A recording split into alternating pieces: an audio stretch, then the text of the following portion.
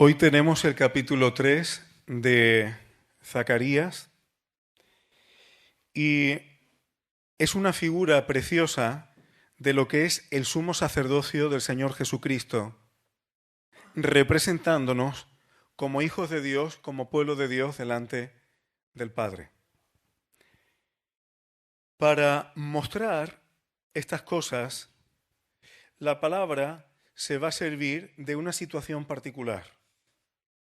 El sumo sacerdote de Judá, de los judíos que habían vuelto del cautiverio babilónico, se llamaba Josué, que por cierto decir que Josué y Jesús es el mismo nombre.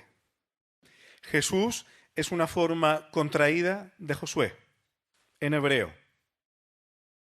Así que Josué, como sumo sacerdote, está en una situación particular representando al pueblo de Dios un poco problemática, porque los judíos habían tomado para sí mujeres extranjeras y eso había significado un problema porque suponía mezclarse, perder su santidad, perder sus objetivos de vida, al fin y al cabo diluirse como pueblo. Eso significaba asimilar costumbres babilónicas e incluso de dioses paganos babilónicos.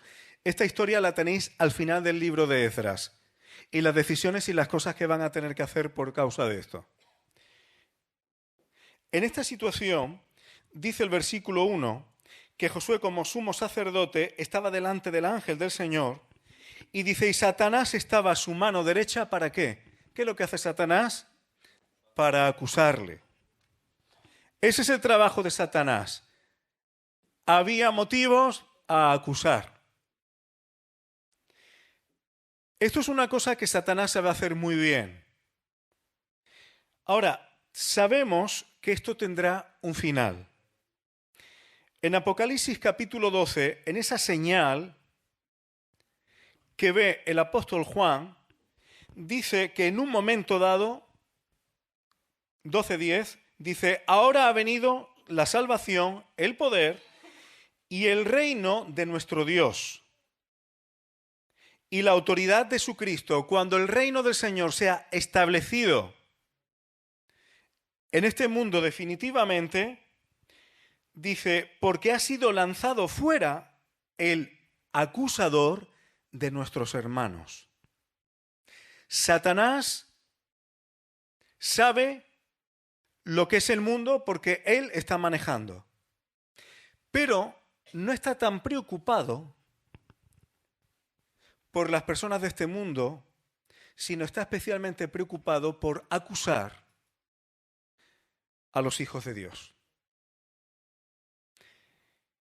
Y dice, el que los acusaba delante de nuestro Dios día y noche. Y yo quiero subrayar una cosa, hermanos. ¿Tú te atreves a vindicarte delante de Dios por tus propios méritos? Si Dios mirara tus iniquidades y las mías, ¿qué podríamos decir delante de Él? Si es así, Satanás tiene razón. Si es así. Ahora, fijaos lo que dice el versículo 2. Dice, Jehová te reprenda, oh Satanás. Unas palabras similares a las que vemos en Judas, capítulo 1, versículo 9, cuando el arcángel Miguel está contendiendo contra él por el cuerpo de Moisés y dice que no maldijo a Satanás, sino que dijo, el Señor te reprenda. Y luego viene lo que yo quiero subrayar, hermanos, porque hoy voy a terminar pronto. Dice, Jehová que ha escogido a Jerusalén, te reprenda. Aquí hay algo importante. ¿Quién ha escogido a Jerusalén? Dios. Por tanto, independientemente de las acusaciones de Satanás, si Dios ha escogido, Dios hace la obra para que lo que Él ha determinado así se cumpla. Efectivamente, Dios escogió Jerusalén para que el templo, para que su nombre estuviera allí y el templo se rehiciera, como va a ocurrir. Pero aquí, hermanos, hay cosas que van más allá del templo físico en Jerusalén. Romanos 8:33. ¿Quién acusará a los escogidos de Dios? Dios es el que justifica. Igual que Dios escogió Jerusalén para edificar allí el templo, si Dios te ha escogido a ti,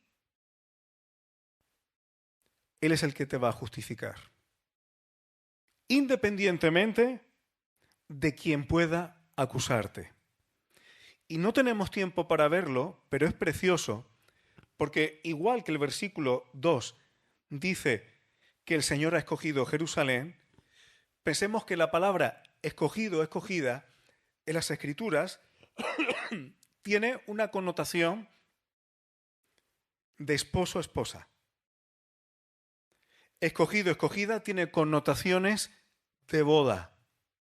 La nueva Jerusalén que desciende del cielo de Dios en Apocalipsis dice que viene ataviada como una esposa. Ahí tienes la escogida.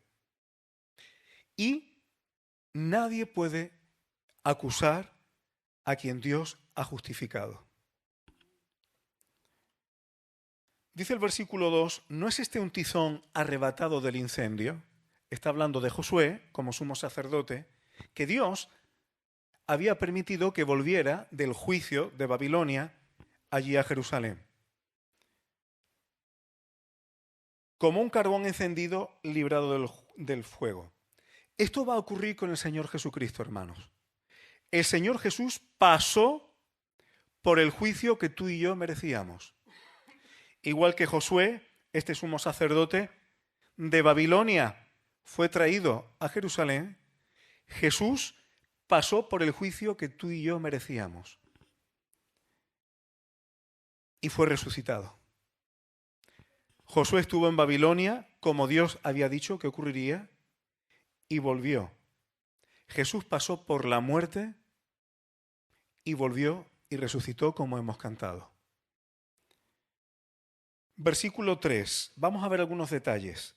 Josué estaba vestido de vestiduras viles.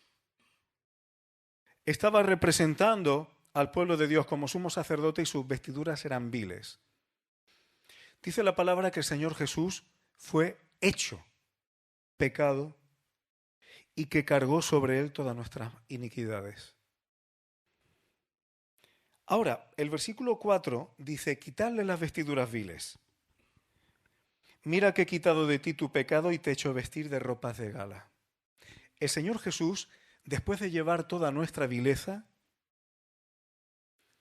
resucitó como sumo sacerdote, vestiduras limpias porque nunca hubo pecado en él, y él es digno de interceder por ti y por mí. Eso hicieron con Josué.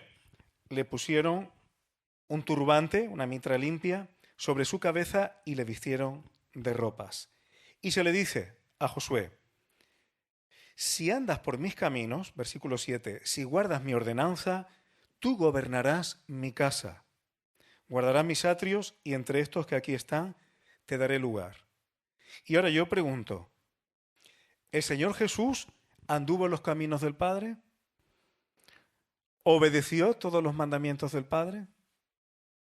Jesús dice, yo hago lo que veo del Padre, digo lo que oigo del Padre.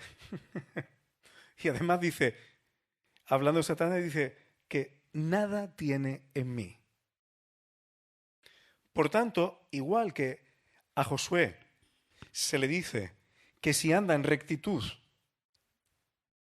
gobernará su casa, es decir, su pueblo, y además tendrá lugar en medio de ellos, el Señor Jesús, por ser perfecto, es el que gobierna la casa de Dios. La cabeza. En palabras del apóstol Pablo a Timoteo, la columna y baluarte de la verdad, la iglesia, la casa del Dios viviente. El Señor Jesús tiene la autoridad y tiene la preeminencia en medio de todos los hijos de Dios. Dicho un poco en plata, Él es el jefe. Él manda, porque ha demostrado ser perfecto. Y luego, el versículo 8 se le dice a Josué, dice, tú y los amigos que estáis aquí, dice, son varones simbólicos. Es decir, lo que está ocurriendo aquí es un símbolo que apunta a algo más grande. He aquí yo traigo a mi siervo el renuevo. Ese renuevo, ese retoño, apunta a algo. Porque en Jeremías 33:15, y hay otros versículos más, dice, en aquellos días, en aquel tiempo haré brotar a David un renuevo de justicia y hará juicio y justicia en la tierra. ¿De quién está hablando? Del Señor Jesús otra vez. Y dice el versículo 9, aquella piedra que puse delante de Josué, sobre esta única piedra, subrayo, única piedra, hay 7 ojos. Qué cosa más rara. Y he aquí yo grabaré su escultura, dice Jehová de los ejércitos, y quitaré el pecado de la tierra en un día. Este versículo es impresionante, hermanos. En general se piensa que lo que se le estaba mostrando a Josué era la piedra angular del templo físico que iban a construir. Pero sobre la única piedra sobre la cual se iba a construir el templo como piedra angular, dice que hay 7 ojos. Y aquí ya estamos espiritualizando la cosa un poco. En Apocalipsis capítulo 5, versículo 6, dice que estaba en pie, cojo la segunda parte del versículo, un cordero como inmolado, que tenía 7 cuernos y dice, y 7 ojos, y ahora te define lo que es, los cuales son los 7 espíritus de Dios enviados por toda la tierra. Hermano, ¿quién es la piedra angular? Y sabéis que hay muchos textos que hablan de eso. El apóstol Pedro, el apóstol Pablo. Nadie puede poner otro fundamento para edificar la iglesia. Hermano, el Señor Jesús es el único fundamento real y espiritual, y todo el Espíritu de Dios, porque toda la plenitud de la deidad habita en Él. Los 7 ojos, los 7 espíritus de Dios, están en Cristo como piedra angular para que tú y yo como casa espiritual podamos ser edificados. Nadie puede edificar sobre otro fundamento. No se puede edificar sobre religiones. No se puede edificar sobre denominaciones. No se puede edificar ni siquiera sobre otros siervos de Dios. Nosotros no edificamos sobre los apóstoles. Edificamos sobre el fundamento de los apóstoles, que ellos mismos dijeron cuál era, que nadie puede poner otro. Es Jesucristo, el que dijo, yo edificaré mi iglesia. Él es la base sobre la cual edificamos. Y para terminar, en aquel día, versículo 10, ¿en qué día? ¿En qué día? ¿Cómo termina el 9? Quitaré el pecado de la tierra en un día. ¿Qué día fue ese? Lo hemos recordado con nuestros cánticos, con oraciones. El día en que el Señor Jesucristo fue entregado en la cruz por nosotros, se acabó el asunto del pecado para que Satanás no tuviera la excusa de seguir acusando con razón. Conforme a la ley de Dios, conforme al orden jurídico de Dios, ese sacrificio fue una obra maestra. De tal manera que hace que nosotros, los que estamos en Cristo, podamos ser los escogidos de Dios sin que las acusaciones del enemigo valgan para nada. Y termina diciendo que en ese día, dice el Señor, cada uno de vosotros convidará a su compañero, debajo de su vid y debajo de su higuera. Hermanos, desde ese día podemos invitar a otros a formar parte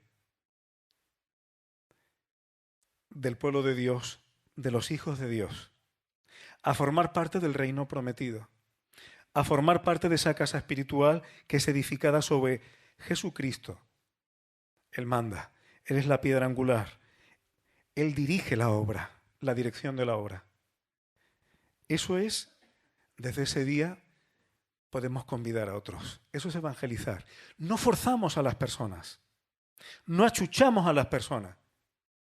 convidamos a las personas a formar parte de un llamado tan grande. Cada uno debajo de su vid, debajo de su higuera. Cada uno tiene su lugar en el pueblo de Dios, como piedras vivas y conectados con la rica savia del olivo, que es la vida del propio Señor Jesucristo. Hermanos, estos capítulos son preciosos porque toda la Escritura da testimonio del Señor Jesús y de su obra. Son como flashes que nos van dando información y que van penetrando en nuestra mente y en nuestro corazón para que no tengamos ninguna duda de cuál es el plan de Dios y que ni tú ni yo somos lo más importante de su plan, pero estamos involucrados en él. Bendito sea su nombre. Amén.